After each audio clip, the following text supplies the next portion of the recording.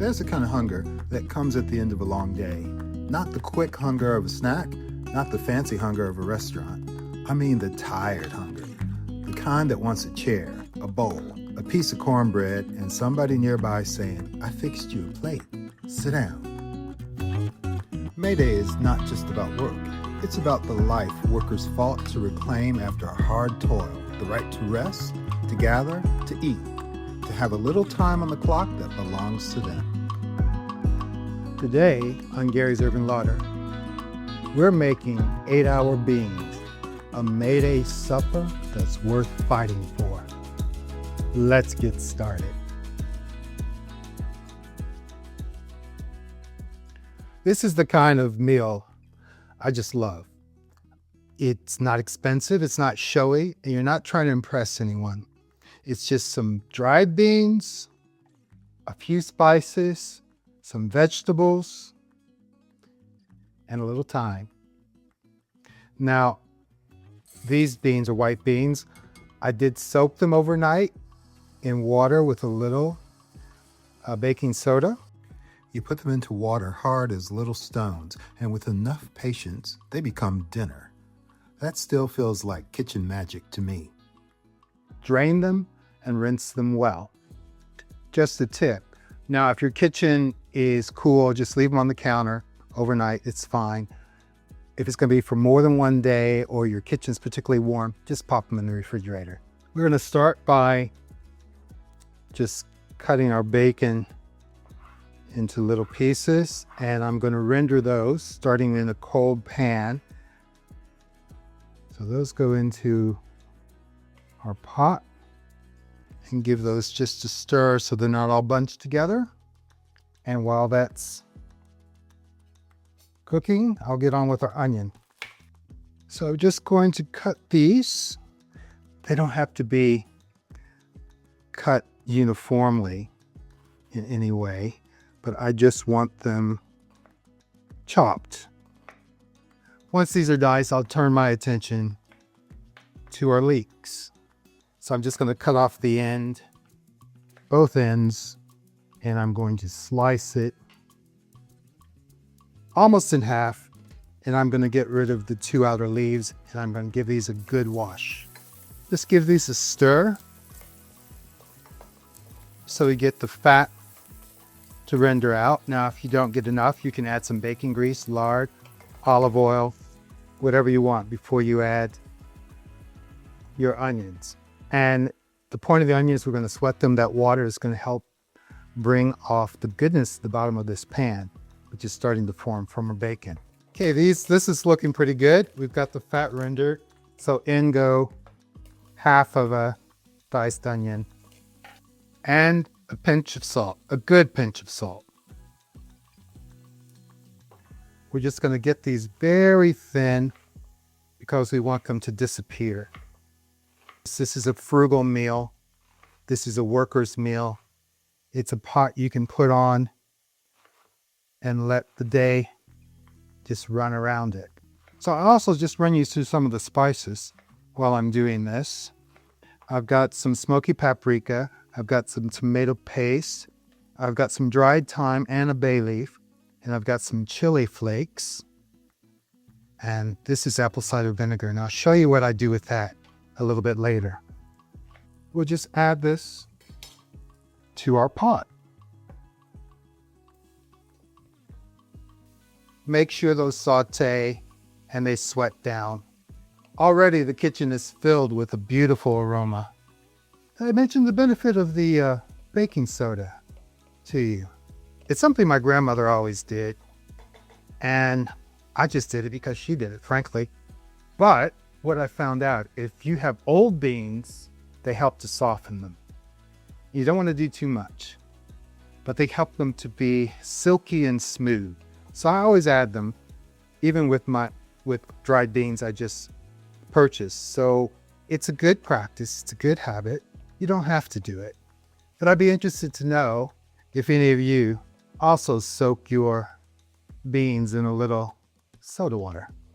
That's looking good. Now give this time. There's no rush. We'll give this a good 5-8 minutes, maybe a little longer. just so those are nice and translucent. Now I'm not trying to color them. I just want them beautiful and soft and to give off their liquid. And with that liquid, we're just really scraping off the fond from the bottom of this pan.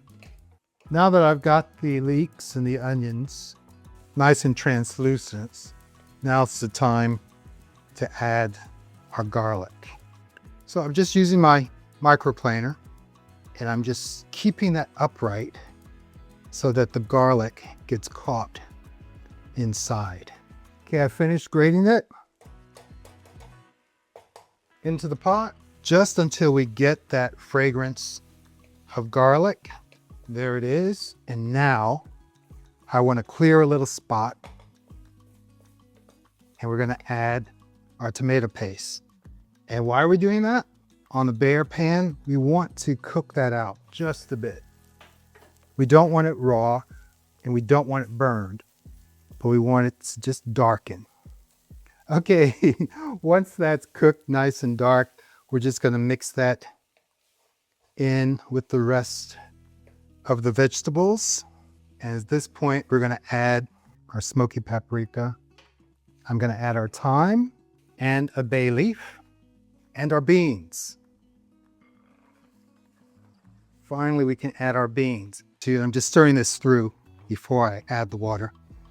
So I want to get that flavor coating every bean if I can. Once that's done, I'm going to cover this about an inch with water. I'm going to bring it to a simmer and then we'll cook it low and slow for about 2.5 hours. Now you can cook this on a cooktop, on the stovetop, in the oven, in a crock pot. The whole point of this is that it makes it easy on you. Now I'm adding water, but you could add any sort of stock you want. Beef stock, vegetable stock, chicken stock, just enough water to cover that about an inch. And that is perfect. Okay, these are just coming up to the boil. Gentle boil, not rolling. And I call these 8-hour beans for a reason. First of all, because you can cook them low and slow. You've got that soak time overnight. And it's something you can easily drop in the crock pot or put in the oven. But the name also reaches back to 1886 and to the workers who organized around the demand for an 8-hour day. One of the great phrases of that movement was plain and beautiful. 8 hours for work, 8 hours for rest, 8 hours for what we will. So now I'm going to cover these loosely, and then I'm just going to keep an eye on them. Once they come up to that rolling boil, which it's reached now, and I'm just going to reduce that. And I'm just going to partly cover it and let those cook 2.5 hours. We'll check on them periodically. We don't want them too soft. We want them soft enough, and I'll show you what to look for a little bit later. In the meantime, it's time to make some hot water cornbread. And for our cornbread, I've got cornmeal, and I'm going to add my flour to that.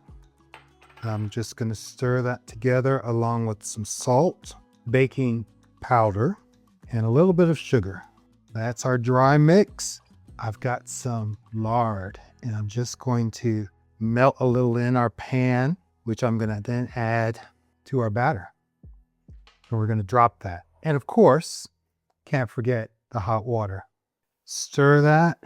That comes together. Now I'm going to drop this by the spoonful into our hot fat. So I want it a little thinner than that. It's a little bit more of hot water. And our fat is melting. And you could use bacon grease, you could use a vegetable oil, whatever you like. We're going to add our fat just a bit, about a tablespoon to that, and then leave the rest in our skillet. In it goes.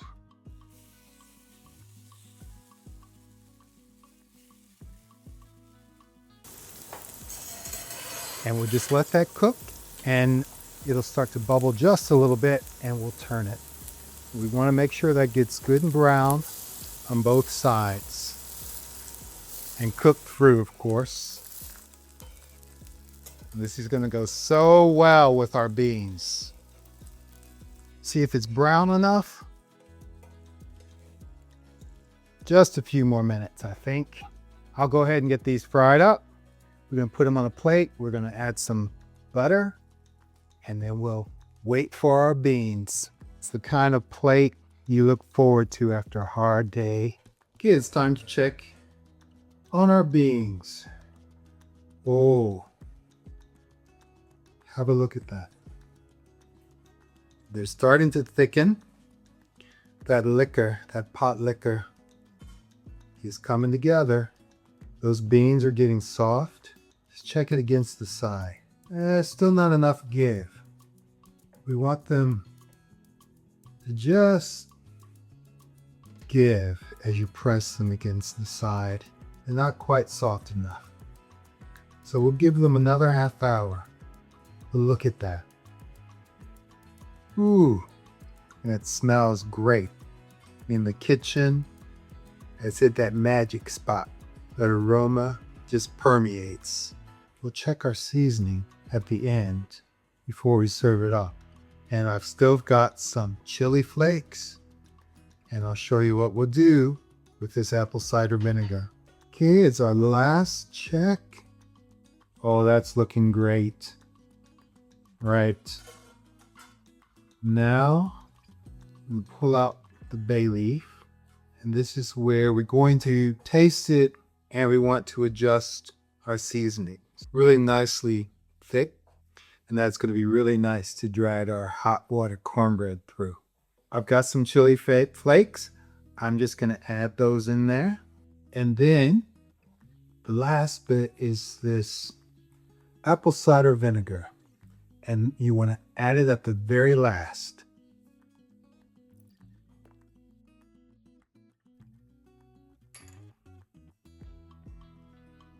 Just stir it through. And if I can taste it now without burning myself. Needs a little bit of salt. A couple of good pinches more of salt. Maybe some black pepper, freshly cracked. And just stir that together. And our beans, our 8-hour beans, are ready. It's time to taste.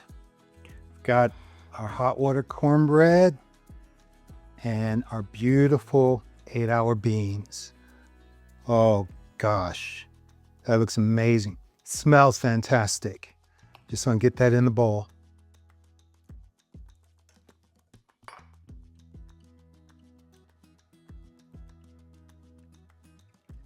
Oh, this is going to be so good. It's so good you need a spoon. This is definitely what you want to be doing on your 8 hours off. Well, it's time to get some cornbread and get that in my belly. If this is the kind of cooking that sticks with you, please follow the channel, subscribe, share it with your friends. Stick around. Now for some of this beautiful hot water cornbread. Oh, wow. Now that just is the perfect thing to pull through that liquor.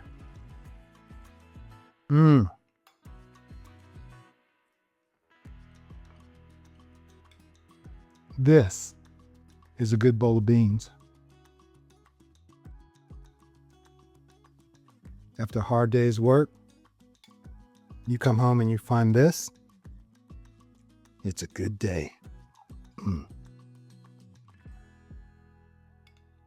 Oh, that smokiness comes through right at the end too. Beautiful. Well, thank you for joining me today at Gary's Urban Larder.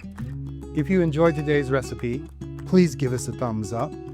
Remember to subscribe to the channel, it's free, and ring that notification bell so you don't miss a single delicious recipe. And finally, please share this video with your friends and help the channel grow. And if you see a hype button, please hype me. It does help the channel out. Until next time, bye-bye.